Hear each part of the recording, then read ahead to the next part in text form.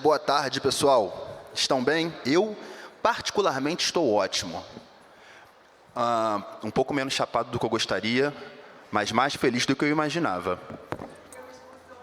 A gente vai começar agora uma roda de conversa sobre diversidade e inclusão na indústria da cannabis brasileira. E quem vai mediar essa conversa é a minha querida Luna Vargas. Eu peço os aplausos calorosos para essa galera linda.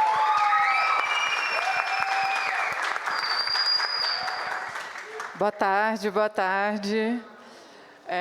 Vamos entrando, quem está aí na porta. Quem quiser se aproxegar aqui também, é mais legal ver vocês aqui da frente. E se quem quiser sair também pode levantar e ficar à vontade, mas é bom para a gente estar todo mundo mais perto. Eu vou até aqui tirar meu casaco, porque eu tenho uma frase aqui para mostrar para vocês, e vocês refletirem sobre esse assunto durante a nossa conversa também. Quero super agradecer à Expo Cannabis Brasil por propor essa mesa. Não existe um evento de cannabis possível no planeta sem essa mesa. Então, assim, é importantíssimo. Para quem não me conhece, eu já comecei a falar aqui, meu nome é Luna Vargas, eu sou educadora canábica na Inflore, que é uma empresa de educação aqui do mercado brasileiro. Gostaria também de falar um pouquinho, né, do que vai acontecer aqui hoje. É uma mesa de justiça social e inclusão na indústria, inclusão no mercado da cannabis, especificamente. Então, a gente tem aqui o Márcio, a Lívia, a Vera, vou perguntar algumas coisas para eles, mas quero começar dizendo que está faltando pelo menos aqui umas 5 cadeiras. É muito importante também a gente ter uma representatividade indígena, quando a gente fala de reparação histórica, inclusão na indústria. É importante ter, por exemplo, pessoas com deficiências, PCD. A cannabis ajuda muito essas pessoas e elas têm também que estar dentro da indústria. Tem essa diferença, né, tipo assim, do que a cannabis pode fazer pelas pessoas e o benefício também de trabalhar dentro desse mercado. Mães solteiras, eu tenho um programa de bolsa na Inflore e eu recebo muitas mães solteiras que querem entrar na indústria, têm dificuldade para entrar, faz parte da inclusão também, ter essas mães. Pessoas que já passaram pelo sistema carcerário e têm, por causa de maconha, e têm que ter oportunidade também de trabalhar com cannabis, então essas pessoas têm que estar aqui também. Deixa eu ver se eu esqueci mais alguém. Acho também que a gente tem que incluir, principalmente por a gente estar em São Paulo, os imigrantes. Aqui é uma terra de imigrantes, tanto do Brasil como de fora, então essas pessoas também têm que fazer parte desse universo tão maravilhoso que a gente ama e está vendo a potência disso, dessa porta para fora. Gostaria de começar, então, apresentando aqui o Márcio. A gente se conectou na pandemia, virtualmente nos conhecemos aqui agora. Uma felicidade, assim, te conhecer pessoalmente. E gostaria que você se apresentasse para o pessoal e falasse o que você faz hoje dentro desse mercado. Então, pessoal, eu sou o Macanã. Aqui na Expo Cannabis eu estou trabalhando também como mestre de cerimônias da Arena do Conhecimento e eu me categorizo atualmente como um maconheiro profissional. Eu consigo, hoje em dia, com a produção de conteúdo sobre a erva, né, ter uma vida com o mínimo de dignidade, né? Sendo um cara preto, obviamente, passei por diversas complicações nesse sentido. A gente sabe o quão racista é essa proibição e, como a Luna bem disse, a gente precisa de diversidade, representatividade. Inclusive, aproveito o início dessa conversa para agradecer demais o convite. Eu sou muito fã do trabalho da Luna há muito tempo. Eu acho que a educação é a principal potência para a gente lutar contra o preconceito e mudar esse problema todo que está acontecendo hoje em dia com relação à guerra às drogas. E um fato interessante é o seguinte: isso eu acho que mostra muito sobre a real vontade da pessoa, o engajamento dela de buscar diversidade. Poucas semanas antes da Luna me convidar para essa roda de conversa, eu estava num momento desses de radicalismo, de ideias e pensando muito, um pouco triste com o cenário do mercado, e fiz um comentário um pouco ácido numa publicação dela, e ela, com toda a grandeza do mundo, me respondeu com um enorme respeito, e semanas depois, ao invés de me excluir do que iria acontecer, ela me mandou mensagem me convidando para essa roda de conversa, e eu acho que isso é uma atitude que tem que ser exemplar, porque entender a importância da representatividade está acima dessas nossas emoções. Essa luta é muito mais importante do que pequenos momentos de falta de noção, de falta de consciência. Então, muito obrigado, tá? De verdade. E, basicamente, é isso. Sou maconheiro profissional. Se quiserem me seguir no Instagram, @macanachannel, e passo minha bola. Obrigado pela presença de todas, todos e todes. Quero apresentar também a Lívia, transcanábica. É um prazer ter você aqui, Lívia. Eu conheci a Lívia virtualmente também. Eu lembro de um dia estar lá, vendo meus inbox do Instagram, e aí ela falou: "Oi, tudo bom? Quero fazer seu curso. Mas quero fazer seu curso, como é o seu programa de bolsa?" Aí eu falei: "Só manda seu e-mail, já está dentro." E estou muito feliz de ver sua trajetória nessa indústria, e gostaria também que você se apresentasse aí para o pessoal e falasse o que você está fazendo aqui. Bom, como a Luna já me apresentou, sou a Lívia, mais conhecida como Transcanábica no Instagram, inclusive me sigam aí. A gente precisa dessa inclusão dentro desse mercado. Eu sou a primeira consultora canábica trans do Brasil e continuo sendo a única, mas a gente está vendo crescer o número de pessoas trans dentro do mercado, não só dentro do ramo de consultoria, inclusive, eu já fiz até um mapeamento de algumas empresas que contratam pessoas trans aqui no Brasil, e eu continuo sendo a primeira consultora canábica trans, e isso é um motivo de comemoração para mim, pessoalmente, mas é um motivo também de denúncia para vocês que não são pessoas trans, para olharem, que se a gente está chegando agora nesse espaço, é porque a gente foi afastada, a gente foi excluída desses espaços, Hoje a população trans está inserida majoritariamente na prostituição ou no tráfico ilegal de drogas. São as únicas oportunidades, que a gente consegue dentro dessa sociedade. A gente é empurrada, para esses lugares, e a gente precisa que a indústria da cannabis se preocupe, em incluir esse público, porque a gente é afetado pela guerra às drogas. É só vocês irem para Cracolândia que vocês vão ver quem são as pessoas que ocupam aqueles espaços, são muitas pessoas trans e pessoas negras, e sem falar que nós tivemos uma contribuição no início do processo de legalização da cannabis. Muita gente não sabe disso, mas não sei quem aqui conhece, Denis Peron, é um ativista lá dos Estados Unidos. Ele é um ativista LGBT, gay, especificamente, que iniciou o movimento de legalização lá nos Estados Unidos, na época, na década de 90, numa época que a cannabis era extremamente proibida, criminalizada, e naquela época teve a epidemia de AIDS, e HIV, e naquela época não tinha medicação para essa doença, E a cannabis acabou servindo como um remédio da época, aumentando o apetite, porque a gente sabe que o HIV em estágio avançado, quando chega na AIDS, ele acaba causando falta de apetite, e a gente sabe que a cannabis, principalmente o THC, ele aumenta o apetite, a famosa larica, o efeito mais conhecido da cannabis. Então, essas pessoas lutaram lá atrás para que a gente tivesse acesso hoje à cannabis. Foram eles que conseguiram, inclusive, as primeiras leis lá na Califórnia para regulamentar a cannabis para uso medicinal. A cannabis foi regulamentada para uso medicinal para essas pessoas que tinham HIV naquela época. Foi o primeiro estado a legalizar a cannabis, foi a Califórnia. Então, a gente teve, sim, uma participação muito importante na construção dessa indústria. Se hoje a gente está tendo um evento como esse aqui, teve muita contribuição dessas pessoas, não só a Denis Peron,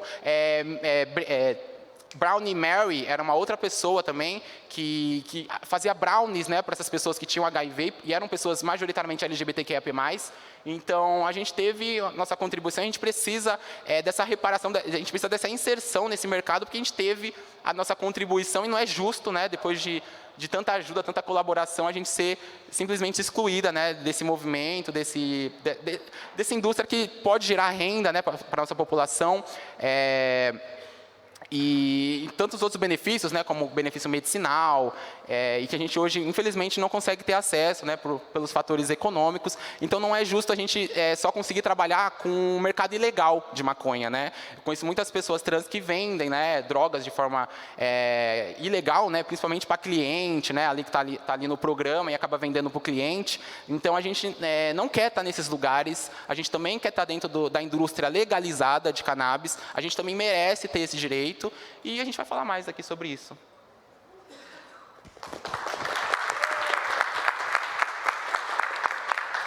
Quero apresentar também a Vera. Vera é minha aluna querida.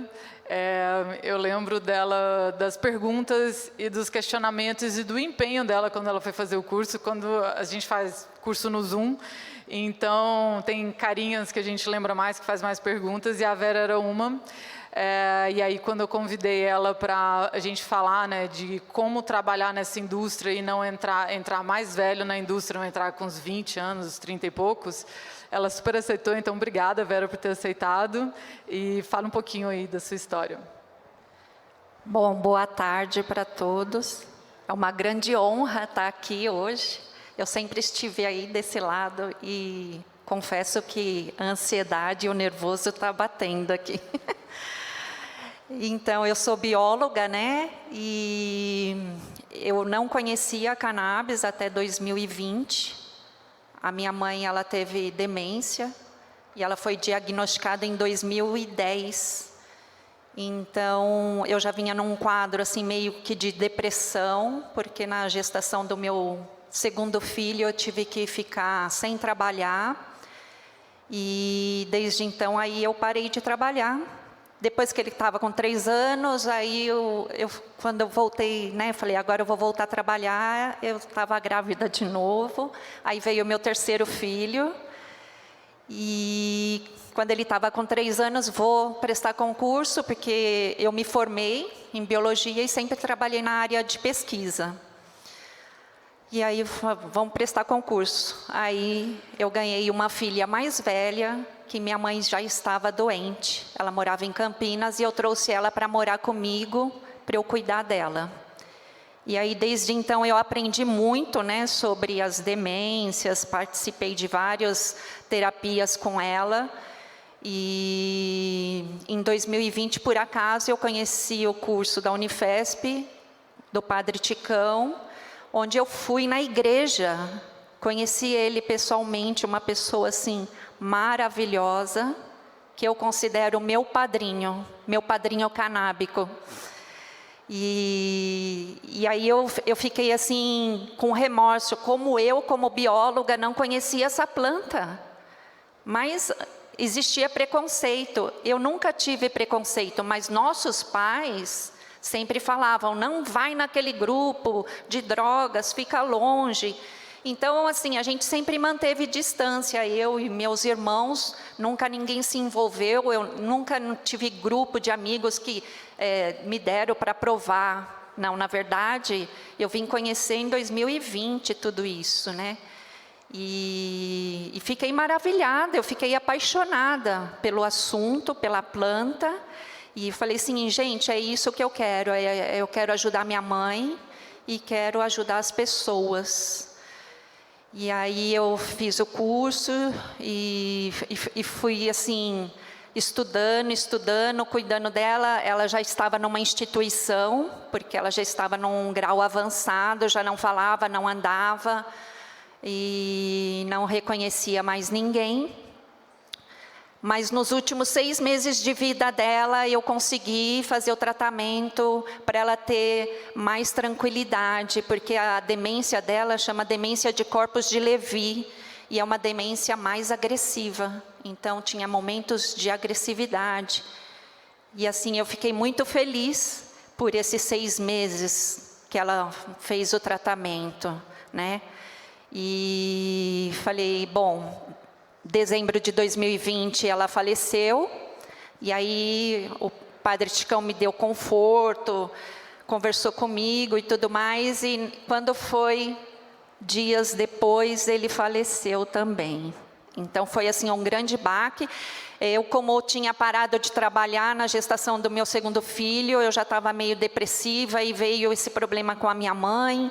E não é fácil o familiar lidar com isso, com essa doença. Então, as psicólogas me falavam, você tem que estar bem para você poder cuidar de alguém, né? Então, eu tive que... Foi a cannabis que me resgatou. A cannabis me trouxe para a vida.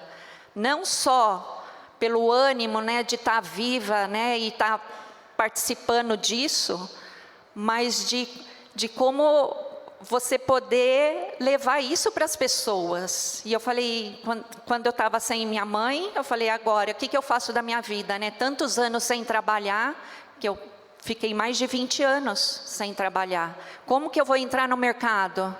E aí eu fui estudar, fiz pós-graduação, conheci o curso da Luna, e foi assim, maravilhoso, porque depois da pós, aí você fica, e aí, agora? O que você vai fazer? Você sabe tudo, você não sabe nada, e você tem que se colocar, né?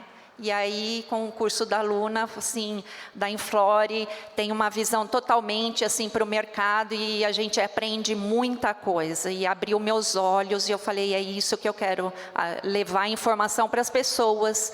E quando eu me vi, eu era uma educadora, porque eu virei consultora canábica. Então, eu faço consultoria para pacientes que buscam, né, a terapêutica canabinoide.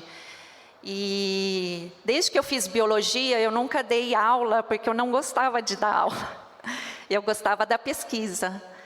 E hoje eu vejo que eu dou aula para as pessoas, eu não posso encontrar ninguém, a pessoa vem me falar um bom dia, estou com dor disso, aquilo, eu já começo a falar, é uma coisa automática.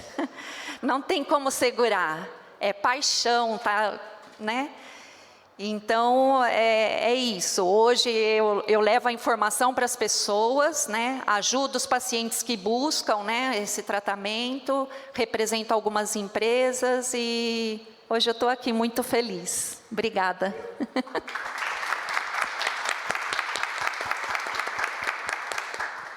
Eu estava vindo hoje aqui no Uber e o cara ficou bem curioso, né, que eu vinha fazer aqui, eu expliquei e tal.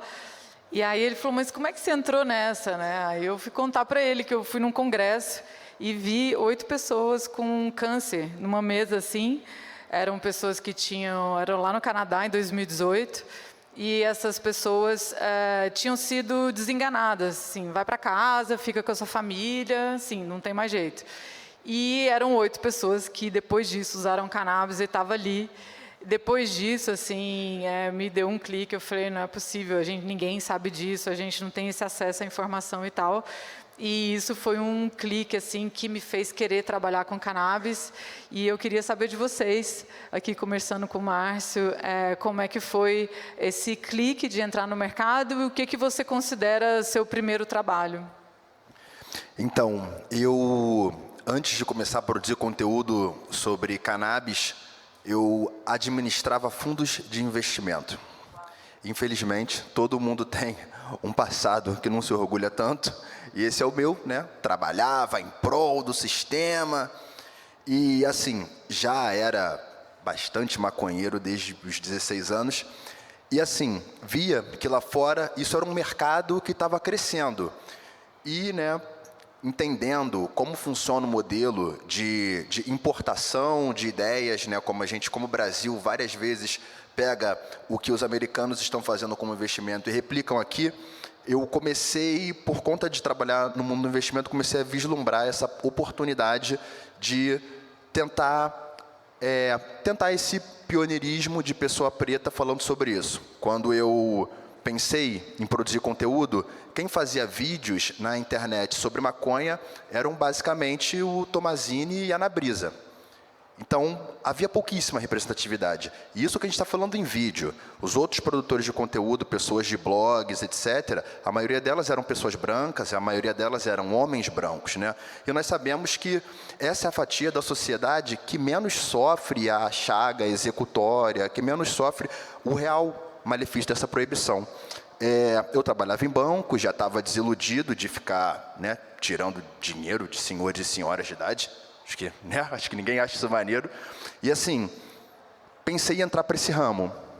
Saí completamente, eu cursava uma faculdade de Direito, saí completamente dessa questão, sabia que eu ia abandonar o mercado formal, entrando para isso, e assim, em alguns dias antes de eu tomar essa decisão de sair do banco, eu lembro que eu assisti um documentário, não me recordo o nome agora, mas era um documentário sobre encarceramento, mostrando um pouco nossa, desculpa, gente, fiquei um pouco emocionado, lembrando.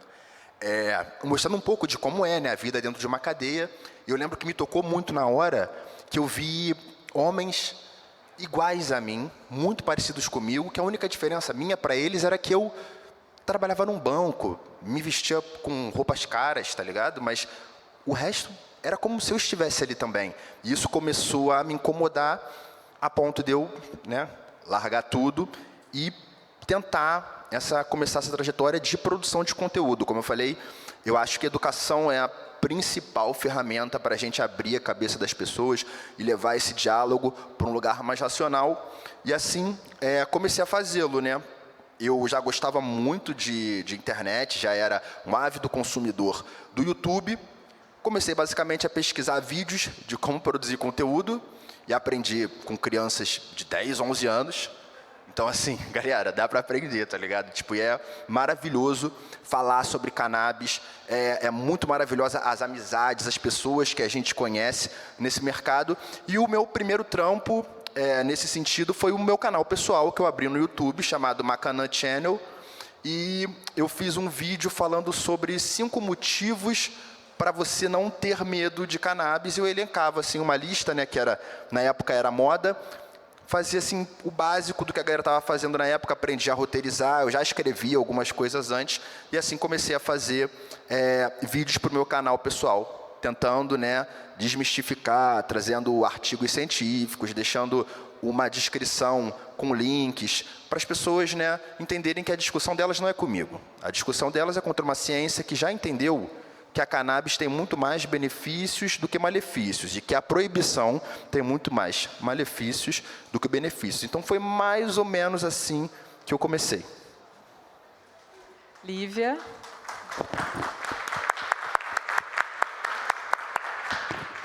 Bom, eu comecei a fazer uso de cannabis na minha adolescência, devido à minha descoberta, né, enquanto pessoa que se atrai por homens e pessoa trans, né, que eu não gosto de misturar as duas coisas, às vezes as pessoas se confundem, acho que é a mesma coisa, mas não, eu sou uma pessoa trans hétero, inclusive. E nessa época, né, da minha adolescência, eu estava descobrindo tudo isso e eu expus, né, tudo isso para a sociedade, para minha família, para os meus amigos, né, e aí eu tive muita rejeição. A família que está, né? aqui. Desculpa. A família que está aqui. Exato, eu vou citar elas. Minha mãe e minha irmã estão aqui. Eu estou muito feliz por isso, porque no começo, né, quando eu me assumi, foi muito difícil, né, tanto pela questão de ser trans, como pela questão de ser maconheira. Né? Então, foram 2 processos, né, mãe, para você aceitar. E foram 2 saídas do armário aí também. E foi muito difícil, eu sofria muito, né, em todos os lugares, na escola, né, quando eu chegava em casa, amigos que pararam de ser meus amigos, né, então, eu também, inclusive, eu era coordenadora de uma ONG LGBT, depois, né, da adolescência, que eu fui expulsa dessa ONG por ser usuária de maconha, né, eu colocava isso na internet, eu compartilhava, né, as informações sobre cannabis que tinha na época, e aí eu fui expulsa por fazer isso. Então, toda essa carga, né, me fez chegar à maconha como se fosse um alívio mesmo, né? As pessoas citam como se fosse uma fuga, né? Os preconceituosos, né, os proibicionistas falam que a cannabis é como se fosse uma fuga, e para mim foi. Só que foi muito importante, porque eu sofria tanto que para mim eu precisava mesmo sair desse mundo aqui um pouco, não sair desse mundo, porque a cannabis não faz isso, né? Mas eu precisava desse alívio, né? A cannabis, ela é anti-estresse, né? Ela tem o efeito ali, né, de relaxamento. Então, eu comecei na adolescência, não tenho vergonha nenhuma de falar isso, claro que não é recomendado, né? A gente sabe disso, mas comecei a fazer esse uso, né, precoce e em seguida eu já comecei a estudar, né? Eu comecei a ver algumas publicações no Facebook mesmo, assim, de pessoas falando que cannabis tinha algum benefício, né? E eu falei, nossa, como assim? Maconha tem benefício? Eu ia lá, estudava no Google e tal.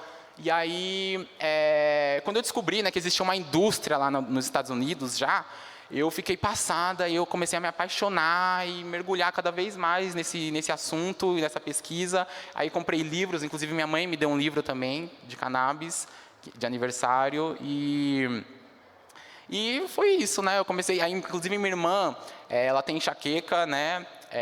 Inclusive é uma enxaqueca muito forte. Quando ela tem crise, ela precisa tomar morfina, para vocês terem noção. Às vezes ela precisa ficar internada, de tão forte que são as crises. E aí eu descobri que cannabis poderia auxiliar, né? Para dores, né? E aí eu indiquei para ela, né? No começo, ela teve bastante preconceito, foi uma luta. Eu lembro de uma vez que eu... Vou te expor um pouquinho. Mas eu lembro que eu fui uma vez no quarto, né? Mostrar um livro para ela, né? Que falava lá sobre... Porque ela é muito religiosa, né? E aí eu fui mostrar a parte que falava que Deus tinha criado a maconha, né? Ela falou, não interessa, não sei o que lá. E aí eu saí do quarto dela, assim... bem chateada faz tempo. Hoje em dia ela usa, inclusive, cannabis. Tem tido bastante melhora, né? E aí foi esse, né, o meu início aí nesse movimento, nesse mundo, né, tentando ajudar minha mãe, minha irmã, desculpa, e aí com isso eu fui ajudando outras pessoas, né, e me ajudando também, porque eu fui diagnosticada com depressão, e a cannabis também tem esse papel, né, antidepressivo, enfim, e comecei dessa forma, e aí hoje estou aqui, né, como consultora canábica.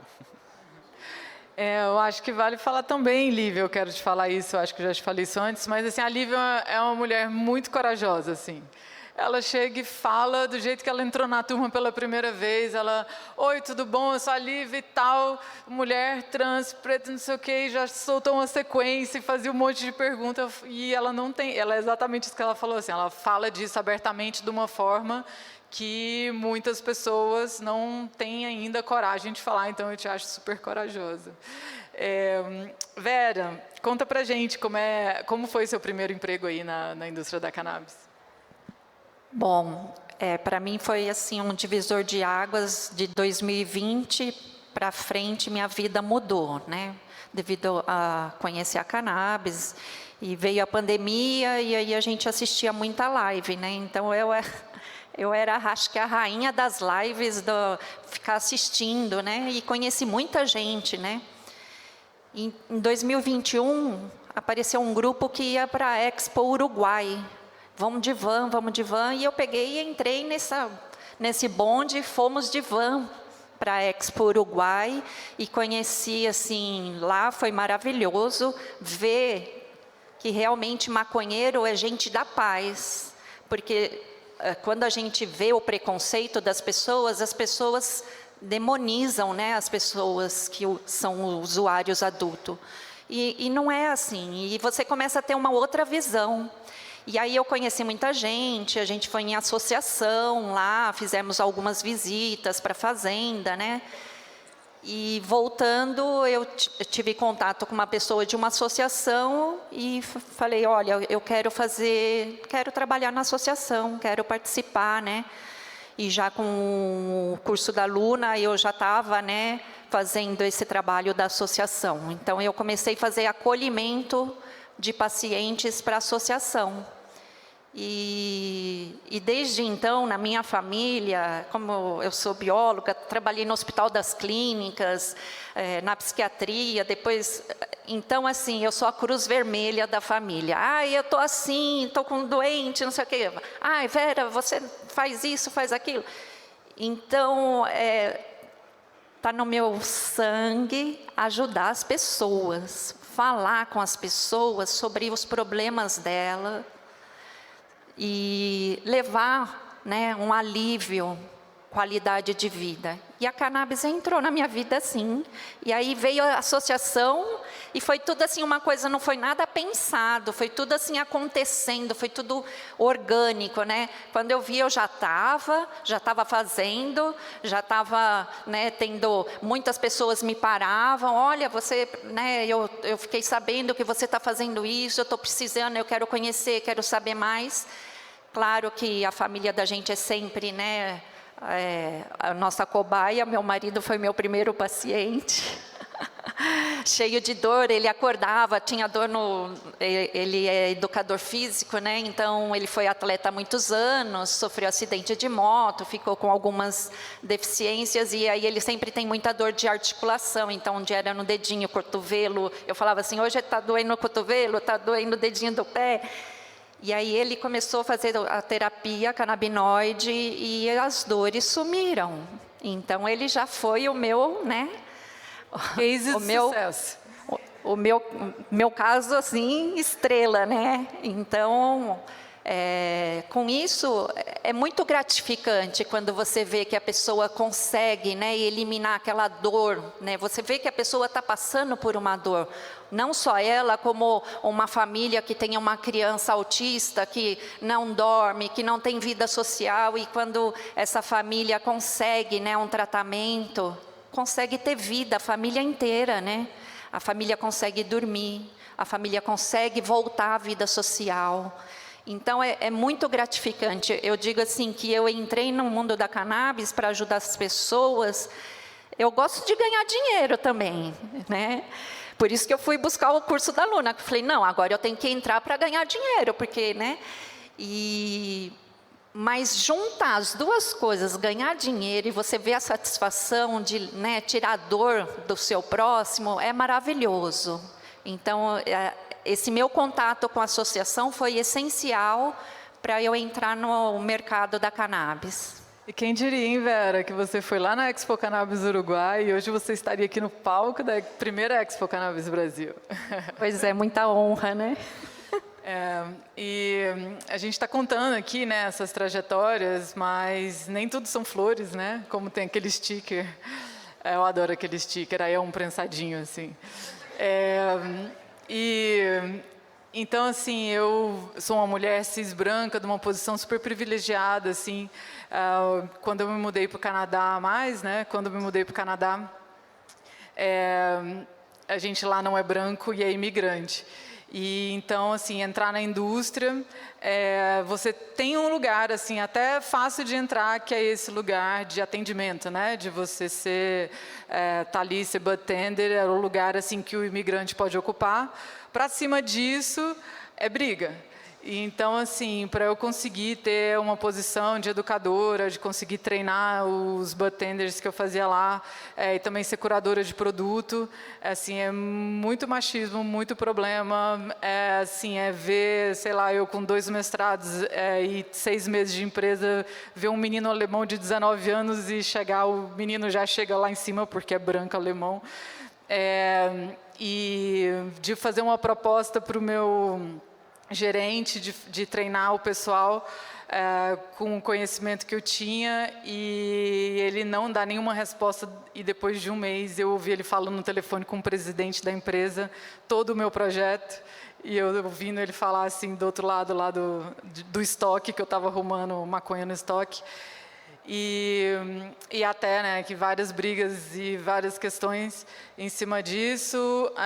Saí do Canadá por conta também de um outro problema em outra empresa, de assédio sexual, do marido da minha chefe.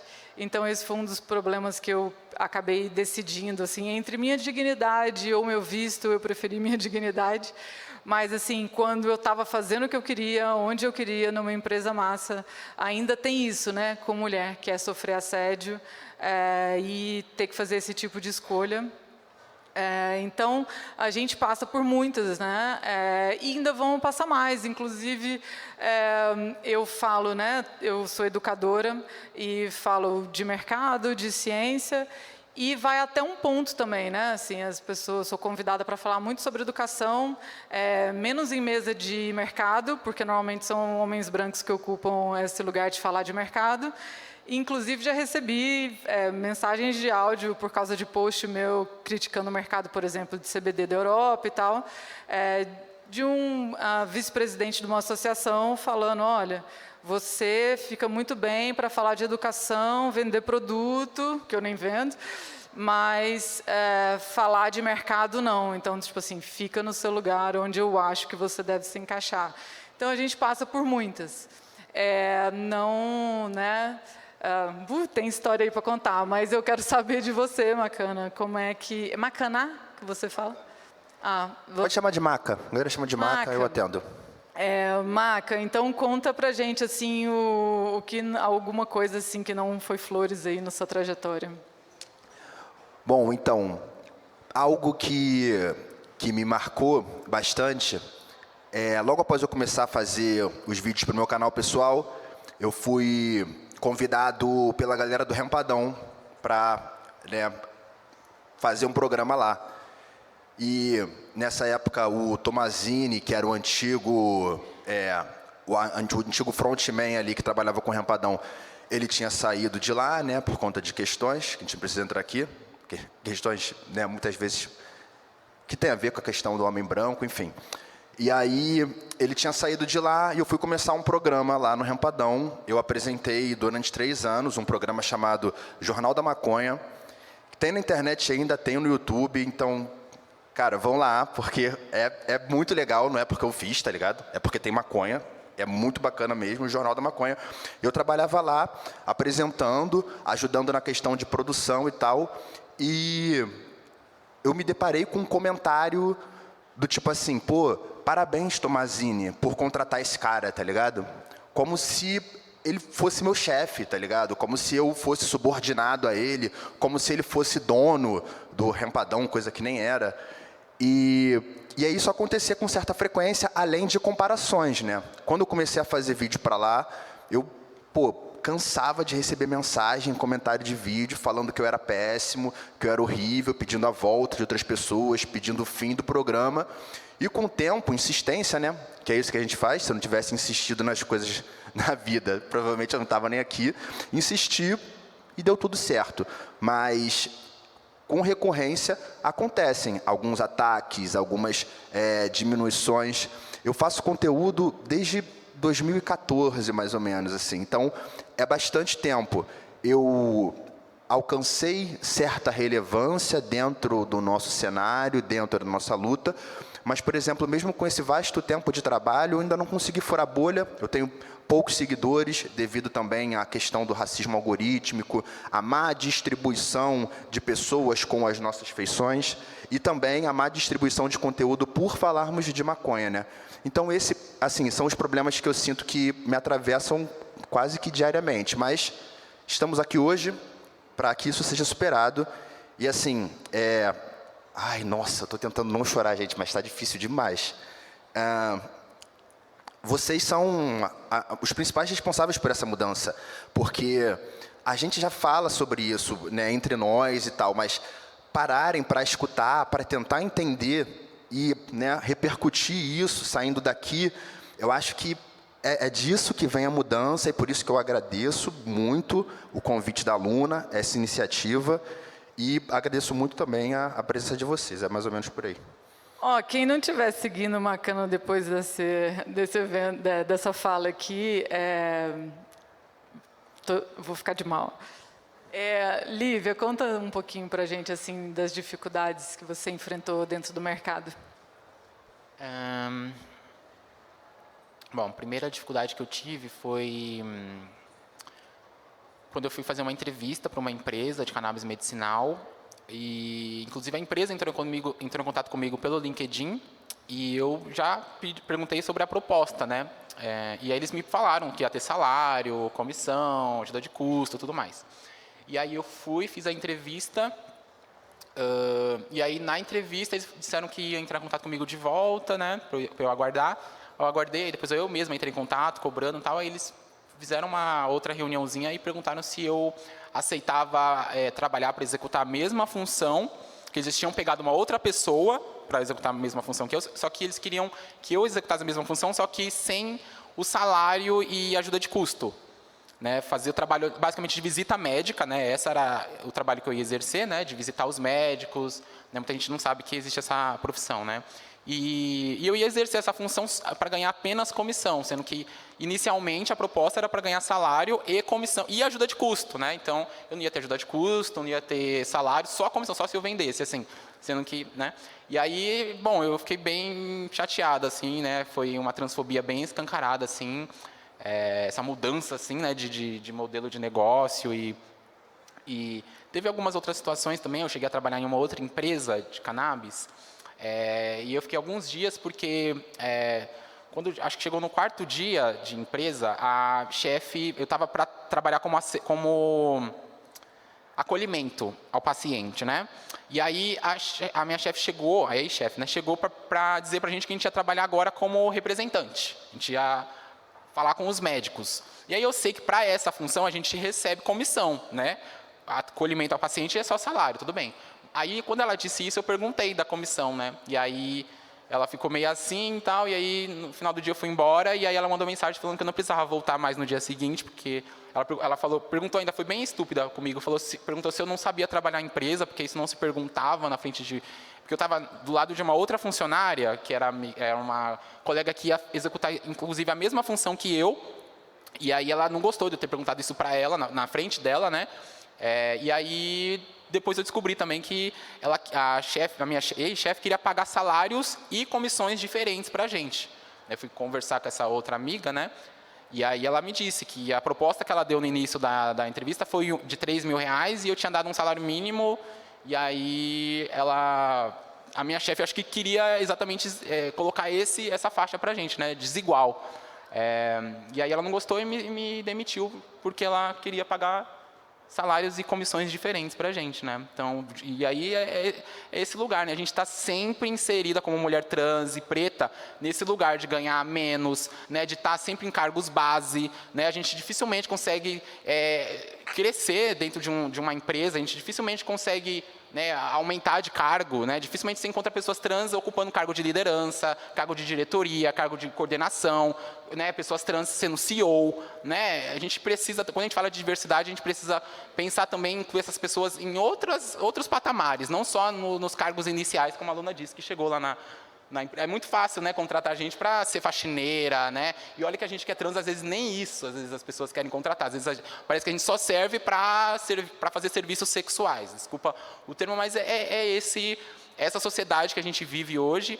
E a indústria da cannabis, ela tem... Lá nos Estados Unidos, por exemplo, a indústria da cannabis ela emprega muito mais pessoas LGBTs do que o resto das outras indústrias, né? Então, e aqui no Brasil é diferente, né? Eu fiz um levantamento, inclusive queria citar isso, pelo LinkedIn mesmo, eu fui atrás das empresas de cannabis, né, aqui do Brasil, e fui ver quantas empresas contratam pessoas trans, né? E eu consegui, porque assim, meu tempo é limitado, eu não sou uma empresa, né, que faz esse trabalho, mas eu consegui fazer um levantamento de 40 empresas, e dentro dessas 40 empresas, eu vou trazer esse dado para vocês, né? Foi muito difícil ter que ficar pesquisando isso e se dar conta disso, né?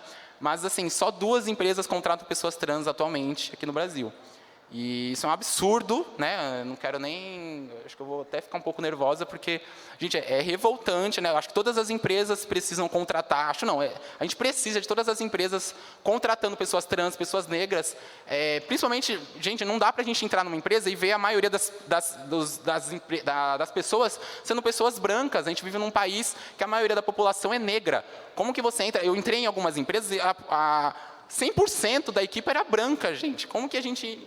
entra numa empresa e vê essa situação, sabe? Tipo, então, existe uma cota não declarada, mas existe para pessoas brancas e pessoas cisgêneras. Para quem não sabe, cisgênero é o contrário de trans. Tá? Então, todos vocês que não são trans são cisgêneros.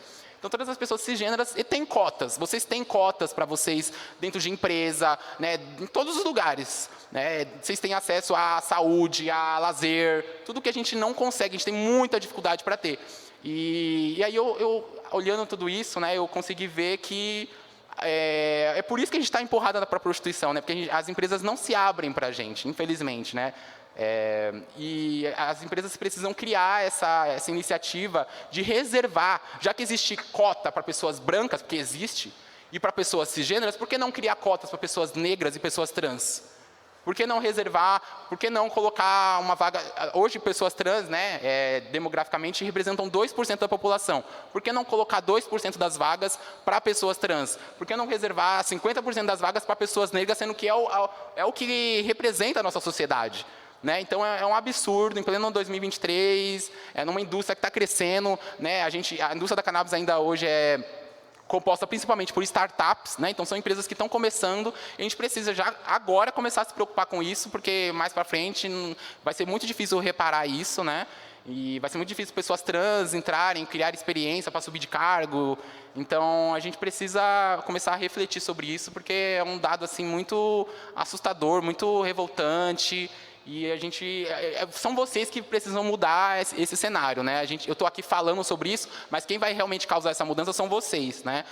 Não só pessoas que têm empresas, mas também pessoas que têm... A gente tem poder de compra como consumidor, né? Então, a gente pode escolher comprar de empresas que contratam pessoas trans, que contratam pessoas negras, que se preocupam com a diversidade, com a inclusão social. Então, a gente tem o poder também de conduzir o caminho dessa indústria, né? Não é só esperar que o CEO lá de uma empresa tal, né, tenha essa iniciativa. A gente pode também mudar essa indústria se a gente quiser. Tá? Então, eu quero deixar esse recado para vocês.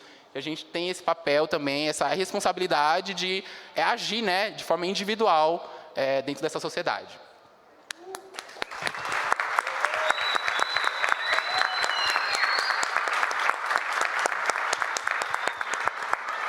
Eu até lembrei aqui também, Lívia, na sua fala, que uma vez você me escreveu depois do curso e falou assim, pô, Luna, terminei seu curso e não consigo arrumar um emprego, mando mensagem e não consigo. Eu falei, bora fazer uma live. Fiz uma live para você pedir para as pessoas me contratarem, foi basicamente isso. E aí nessa live, como diz na Bahia, eu apertei a mente da galera. Eu falei assim, pô, se vocês estão vendo uma mulher com uma formação e não estão contratando, vocês não entenderam nada do que é a indústria da cannabis. E aí, depois passou 1, 2 dias, sei lá, você me mandou uma mensagem, pô, 3 empresas entraram em contato e tal e tal. Então, assim, a gente precisa criar esses espaços e apertar a mente da galera, assim. Esse bullying educativo, sabe como é que é? Eu sou boa disso. Berinha, conta aí para nós. Bom, mediante aos nossos colegas aqui, eu me vejo assim num privilégio, né? Porque eu sou branca, eu estudei, mas eu tenho o meu momento de obstáculo, para mim foi eu mesma, né? Porque eu vinha de um estado depressivo, muitos anos sem trabalhar, e eu falei, e agora, né? Com essa idade, o que eu vou fazer o quê, né? Vou dar aula? Eu não quero dar aula. E, na verdade, eu nem levei, assim, pancada de empresa nenhuma, porque eu nem fui atrás, né? As coisas foram acontecendo, como eu já relatei, né? E, após a associação, eu passei por um período na associação, fazendo, né, os acolhimentos, mas chegou um momento que eu queria mais na associação e eu não percebia uma abertura, né, para eu ter mais contato com o médico, porque eu falava com o paciente, eu acho que eu tinha que falar mais com o médico não pode, então tinha alguns empecilhos e eu falei, bom, agora que eu fiz o curso da Luna, eu sou consultora e eu vou fazer a minha empresa. E aí eu comecei a fazer a consultoria com os pacientes e entender melhor o que eles buscavam para levar, né, para o médico e para entender, né? E aí, conforme as consultorias que eu fui fazendo, eu percebi que, na verdade, o meu papel era quebrar preconceito, levar informação, educar e quebrar preconceito, né? Então, teve muitos pacientes que não sabiam o que eram, aprenderam, foram para o tratamento. Teve pacientes que fez o tratamento, ficou muito feliz, ficou muito bem, passou para o amigo me procurou, e ele super entusiasmado, fez a consultoria. Não, eu quero que você faça com a minha esposa. Eu falei, tá bom, vamos fazer. E aí eu fui fazer com a esposa. Só que a esposa fez a consultoria, expliquei, só que eu não consegui quebrar o preconceito que ela tinha. Então, são coisas aqui no mercado que a gente vai enfrentar o preconceito das pessoas mediante a planta, né? Porque muitos não conhecem o que é, só sabe a parte ruim que foi falada sobre a planta, que foi inventada, né? Porque não existe coisa ruim com a maconha, só existe coisa boa. E aí, com essa esposa desse paciente, eu fiz a consultoria, ela falou assim, não, Vera, obrigada, mas eu não quero. Daí eu fui insistindo, e no fim ela veio e me falou, com muita dor no coração, eu passei a vida do meu filho proibindo ele, porque ele fumava maconha. Como agora eu vou chegar para ele, falar que eu estou me tratando da minha dor com a maconha? Eu não posso fazer isso, porque eu sempre proibi ele. Aqui em casa sempre teve brigas, teve confusão. E eu conversando com ela, tentando, não obtive sucesso. Então isso acontece. Né? Então são coisas que a gente tem que ir falando, tem que ir espalhando e levando a informação, né? Para mais pessoas conhecerem e não ter esse entravamento, né? Porque na verdade hoje em dia a gente tem muitos benefícios com a planta, né? E muitas pessoas, tanto o usuário, por que o usuário adulto fuma? Alguém já perguntou se ele está com depressão, se ele tem problema de insônia, se ele está estressado? Alguém já perguntou para ele antes de ir recriminar, né? Então isso, a gente tem que saber o porquê que ele foi buscar, né? Fumar a planta e ficar bem. Então ele está fazendo medicinal, ele está se cuidando quando fuma. Então, o medicinal não é só o óleo sublingual, o uso tópico, o vaporizado, o fumar também é medicinal. Só que tem que ter redução de danos, né? Então, é isso que a gente explica na consultoria, né, para os pacientes, para eles aprenderem o que é e quebrar o preconceito. Sabe que eu tenho...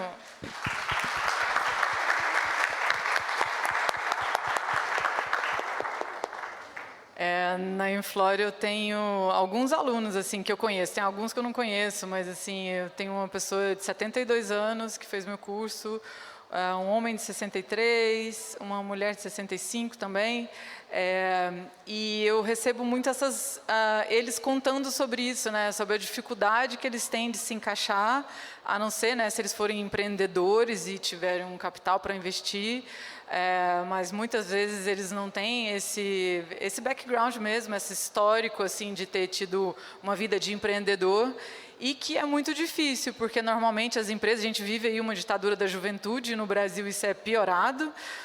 Eu estou falando isso porque daqui 2 meses eu faço 40, estou entrando quase nessa idade aí, já estou no etarismo aqui, já estou aproveitando para me incluir nessa.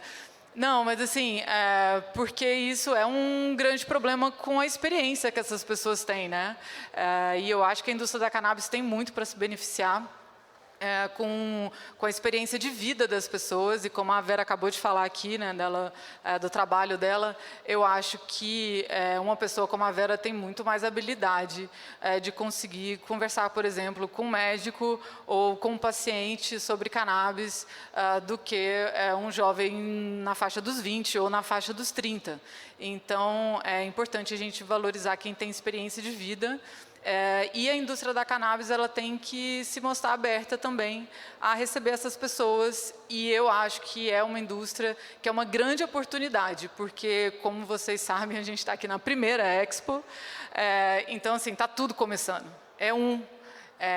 E quem chegar agora vai estar chegando na primeira Expo, e quando estiver na 10ª ainda vai estar no começo. Então, para quem quiser, né, mudar de vida, se refazer como a Vera fez, eu acho que a indústria da cannabis é uma ótima oportunidade. Eu gostaria de continuar aqui perguntando para o pessoal sobre o que vocês tem de proposta, assim, né? A gente falou aqui um pouco de dores também, eu acho que é importante, essa exposição que a gente faz aqui não é agradável, né? Volta um monte de sentimento ruim, assim, mas a gente faz isso justamente porque é importante, e é importante também, igual o que eu passei, né, sendo mulher nessa indústria, eu espero que as minhas alunas não passem, eu espero que as outras mulheres que queiram entrar nessa indústria tenham um caminho mais aberto do que eu tive. Esse é o trabalho também. E por isso que eu gostaria de saber de vocês, se vocês têm sugestão para um futuro, assim, o que vocês acham que a indústria da cannabis poderia fazer, do ponto de vista de vocês, que poderia ajudar a ser mais inclusiva e também a ajudar a fazer justiça social. Posso começar? Então, recentemente, eu e outras pessoas pretas começamos um movimento de criar um grupo chamado Aquilombrar, né? Misturando um pouco de quilombo com lombra. E é um grupo de pessoas pretas que produzem conteúdo sobre cannabis, um grupo justamente para a gente promover essa galera, para a gente diversificar mais os corpos e os rostos das pessoas que falam sobre maconha no Brasil. Então, se puderem seguir, @aquilombrar. Nós, temos diversas pessoas que, com certeza, a sua empresa vai achar alguém que se encaixe na proposta. E, assim, sendo bem direto, o que a gente quer é conseguir sobreviver disso, como outras pessoas que não são como nós já sobrevivem disso. É isso que a gente quer, então, para isso, a gente precisa de emprego. A gente precisa que alguém contrate a gente para fazer as coisas, como está acontecendo aqui comigo, e, né, como a gente quer que aconteça com todas as pessoas pretas que entram nesse ramo. Até porque tem toda essa questão da reparação, né, cara? Tipo, a gente já... Para nós, fumar maconha é mais perigoso, e ponto. A gente botar a cara para falar disso é muito mais perigoso. Então, assim, a gente sofrer isso tudo e não ter espaço, não tem como a gente não achar que é mais uma faceta do racismo que a gente vive. Então é isso, procurem um Aquilombrar e contratem essas pessoas pretas maravilhosas que vocês vão estar, né, mudando um pouco dessa realidade torpe e escrota que a gente vive.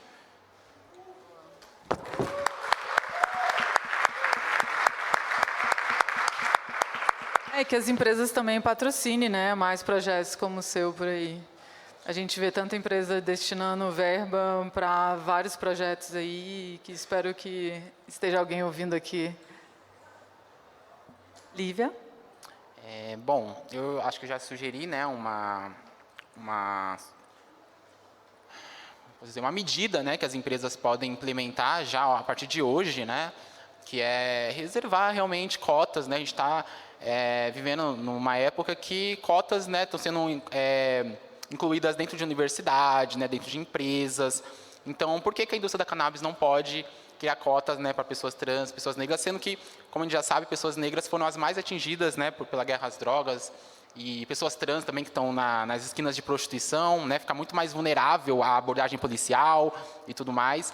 Então, a gente precisa, por reparação histórica mesmo, as empresas precisam criar essas cotas, né, por reparação histórica, e além de criar cotas, né, para o nosso público, também não adianta só reservar vaga e esperar que a gente apareça lá, né, porque existe uma barreira muito grande, né, várias barreiras, né, uma delas é a questão da representatividade. Eu mesma, se eu vejo uma empresa que não tem pessoas trans, né, só tem gente branca, dificilmente eu vou me sentir segura de ir lá querer fazer uma entrevista, achar que vão me contratar, né? Agora, se você vê uma pessoa trans trabalhando, poxa, eu acho que vão me contratar, né? Acho que valorizam pessoas trans, os talentos trans, né?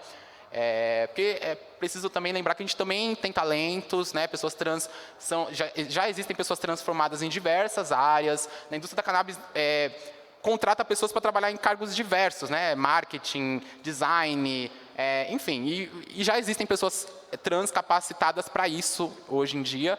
E existe, por exemplo, o Transempregos, né, que é uma plataforma de pessoas trans. Quem organiza isso são pessoas trans. É uma plataforma que conecta empresas que têm esse interesse, né, de contratar pessoas trans. E aí, pessoas trans, elas inserem os currículos delas lá nessa plataforma e as empresas vão lá e se conectam, né? Então, se você aí é uma pessoa que tem alguma empresa e está precisando de alguma vaga, de alguém, contrate pessoas trans, entre na Transemprego, a Transemprego é de graça, você pode entrar lá, falar com eles, anunciar a sua vaga na plataforma e esperar que a gente mande currículo, porque nós estamos precisando, inclusive eu falei recentemente com a organizadora da Transemprego, e ela me passou um dado que eu fiquei chocada, assim, tipo, mais da metade dos currículos que eles recebem são de pessoas trans que já têm graduação e pós-graduação, e inclusive doutorado, mestrado. E eu fiquei assim, gente, como assim? E aí, é porque realmente a gente é barrada, mesmo tendo formação, porque pessoas trans têm dificuldade de conseguir terminar o ensino médio, por conta da barreira de ser expulsa de casa na adolescência. E aí, mesmo conseguindo terminar, a gente não consegue espaço no mercado de trabalho, porque as empresas acham que a gente não é tão capaz, ou não tem um currículo tão bom. Dificilmente uma pessoa trans vai ter o mesmo currículo de um homem branco cis hétero, né, gente? Então a gente também precisa levar isso em consideração. Quando vai reservar vaga de pessoas trans, para pessoas trans, coloque elas para disputarem entre si. Não é justo uma pessoa trans disputar com uma pessoa cis, branca, hétero, homem.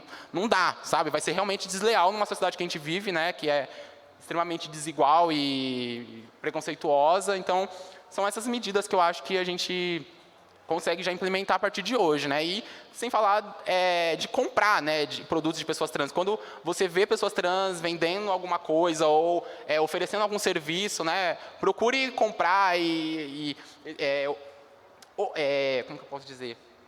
Usufruir, né, daquele serviço daquela pessoa trans, porque a gente tem capacidade, a gente já tem bastante instrução. Eu, por exemplo, eu sou formada, né, em diversos cursos de cannabis e tenho também uma graduação em maquiagem profissional e cosmética. Então, a gente está aí se formando, eu sou a primeira consultora trans canábica e já tem pessoas trans aí, primeira médica, primeira advogada, primeira professora. A gente está chegando no mercado, a gente precisa de vocês aí para incluir a gente dentro desse universo. Cadê suas piteiras? Acabaram, vai chegar o próximo lote, mas assim que chegar, eu aviso. Inclusive, ela falou, né, eu não avisei, eu sou criadora de uma marca de piteiras, né? Mas acabou o lote, a gente está para chegar outro, mas eu quero criar outros produtos, né? Eu tenho essa bolsa de estudos, né, da Inflore, e eu tenho um pouco de dificuldade de ter pessoas trans que se candidatem na bolsa. Esse é um dos motivos que eu fui atrás da sua amiga, quando você falou, eu falei, venha, porque eu não consigo atingir, né? Conversei também com o pessoal da Transempregos para ver se tinha alguém lá que tinha interesse em cannabis para fazer minha formação, porque eu acho que é importante, né, para poder ter despontar um pouco nesse mercado, ter uma formação, né? Então isso também é uma coisa que a gente tem que você pode me ajudar. Vera. Bom, o mercado da cannabis tem que ter educação. Eu acho que toda empresa tem que levar a educação para dentro da empresa, né? Porque eu vejo pelos meus filhos, né? Eu tenho 3 filhos. Os meus mais novos, hoje um tem 18, o outro tem 15, mas eles tiveram o privilégio de estudar numa escola construtivista, e lá todo mundo é igual, não existe cor, todo mundo é igual, não existe gênero, todo mundo é igual. Eles fazem assembleias lá, que se tem algum problema na escola, os alunos se reúnem em assembleia e vão discutir para solucionar aquele problema. Eles não vão buscar problema, eles vão buscar solução. Eu acho que é isso que as empresas têm que fazer, buscar a solução através da educação, né? Levar uma discussão dessa sobre trans, né? Sobre pretos, sobre indígenas, povos originários, escravizados, para dentro da empresa, né? Levar essa discussão para que venha a solução. Opa, somos todos iguais, somos todos humanos, todos temos cabeça, cabelo, coração, intestino, perna e pé, todos somos iguais. Então, isso é o mais importante. Só a polícia que não acha. Mas eu acho que é a educação, realmente é a educação que a gente tem que levar para as empresas, para as famílias, e mostrar que a cannabis é de todos, é para todos, e não é só ficar na bolha, a gente tem que sair da bolha. Eu acho que eu tenho o maior hashtag e o mais complicado da internet, que é esse aqui, que é a indústria da cannabis não é a indústria farmacêutica, e uma forma bem fácil de você entender isso é essa mesa aqui. Você nunca vai num evento de empresas da indústria farmacêutica que vendem produtos de cannabis e vai ver uma mesa dessa. Porque a nossa indústria ela tem essa diferença. A gente preocupa com isso, a gente tem que pensar nessas medidas. Então, tem dois caminhos que tem que andar paralelo. Um caminho é da iniciativa privada. Eu, como iniciativa pequena privada, eu criei o primeiro departamento de justiça social, talvez da indústria da cannabis, não sei, não ouvi de outro, mas eu criei esse departamento não só para a Bolsa, que eu já dou desde o meu primeiro curso, mas também para os outros projetos que eu estou ampliando com o Lucas, não sei se ele está por aí, mas eu dei o título para ele também do primeiro justiceiro social do mercado da cannabis, e eu espero que isso sirva de inspiração, falar disso, para quem tem empresas grandes e com um investimento que eu nunca tive, por exemplo, para poder criar esse departamento. Eu acho que a gente não tem como ter uma empresa de cannabis e não pensar nisso e ter uma pessoa, de preferência também, né, preta, fazendo essa função, de ser um justiceiro, de propor isso. Então, isso é uma coisa que a gente tem que pensar. Mas, por outro lado, a gente também tem que ter políticas públicas. Porque, assim, se, por exemplo, uma coisa que está mais próxima aí, se o cânhamo for legalizado no Brasil, quem é que tem terra? Bom, a gente não fez reforma agrária ainda, então quem vai produzir cânhamo provavelmente é a indústria agro. Vocês acham que essa conversa com a galera da agro vai funcionar quando? Então, assim, e por isso que a gente precisa de ter uma regulamentação que fala, ótimo, você vai plantar cânhamo, você é obrigada a fazer justiça social. Então, e principalmente, né, quando a gente pensa na indústria agro, que até hoje usa trabalho escravo. Então, assim, ou análogo à escravidão, não é que mata os indígenas. Então, assim, se a cannabis for legalizada sem uma regulamentação que obrigue essa galera a fazer justiça social e inclusão, isso não vai existir. Eu lembro quando estava o PL 399, né, estava sendo elaborado ainda, eu estava no Canadá, eu me dispus lá a ficar lá conversando com o pessoal lá do Luciano Dutti, com os assessores parlamentares, e eu falava para eles, isso tem que estar no PL, isso tem que estar no PL. Eles falaram, se colocar não passa, a gente coloca depois, a gente faz um anexo lá depois, mas desse jeito não passa. Então, assim, por isso que eu vesti essa camiseta, é por isso que a gente tem que falar disso, é por isso que todo evento de cannabis a gente tem que forçar a barra para ter uma mesa assim, como eu falei no início, com mais as 5 cadeiras que eu propus aqui, mas essa é a importância. Como a gente tem mais aqui uns 5 minutos, não sei, não fui informada, mas estou abrindo aqui para uma perguntas e respostas, talvez 2 perguntas aí, se tiver alguém que tem uma pergunta direcionada, pode vir aqui para fazer no microfone.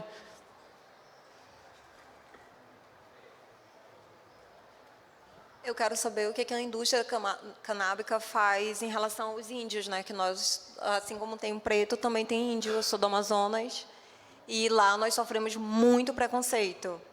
E aí, o que a indústria canábica traz para os índios? Então, essa é uma das cadeiras, né, que eu falei que estava faltando aqui.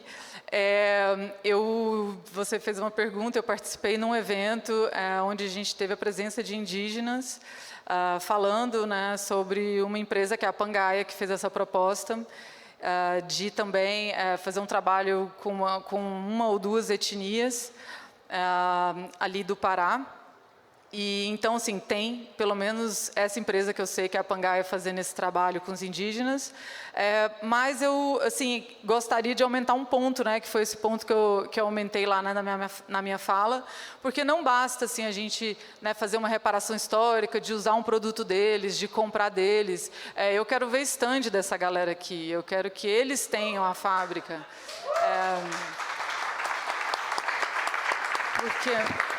Porque eu acho que essa é um pouco a diferença do que é justiça social.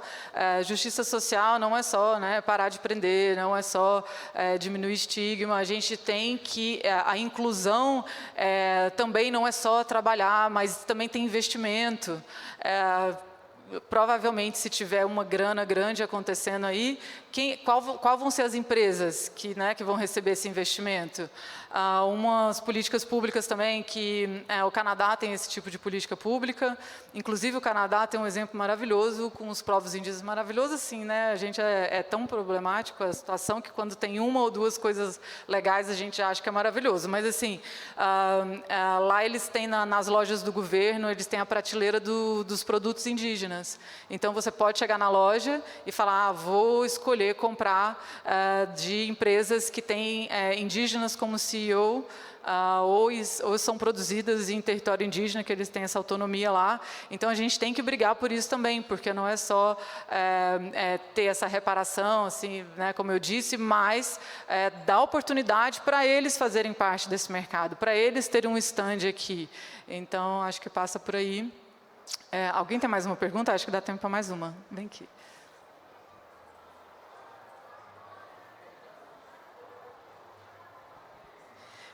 Boa tarde a todas, todas e todes.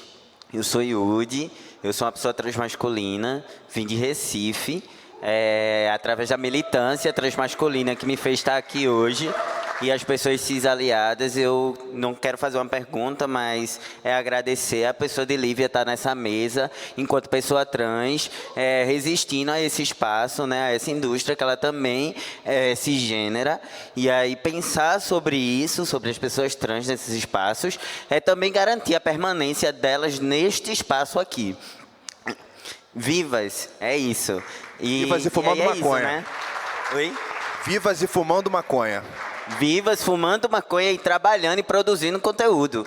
E aí é isso, né? É só para agradecer e dizer que estou aqui enquanto movimento transmasculino, Movit, que a gente tem discutido lá em Recife essa pauta, e essa pauta ela é negada para a gente todos os dias enquanto pessoa trans masculina, pessoa trans preta. É isso, gente. Valeu.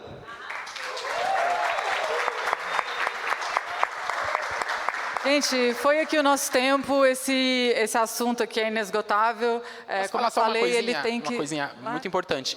Eu falei que eu sou a primeira consultora canábica trans nesse mercado, mas, por exemplo, eu sou a única, mas eu não consigo sobreviver com isso ainda, sabe? Eu tenho muita dificuldade de sobreviver com isso, enquanto tem um monte de gente branca, cis, que está ganhando milhões, literalmente milhões de reais com maconha.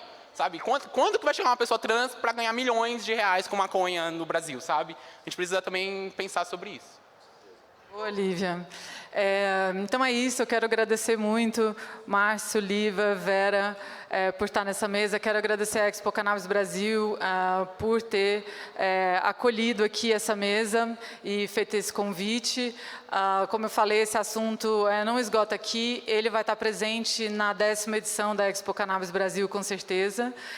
Então, espero que cada um de vocês colabore, tenham ideias, tanto para as iniciativas privadas quanto públicas, que dentro do universo de vocês possam também levar esse assunto, levar esse debate, criar esses espaços também. Muito obrigada a todo mundo.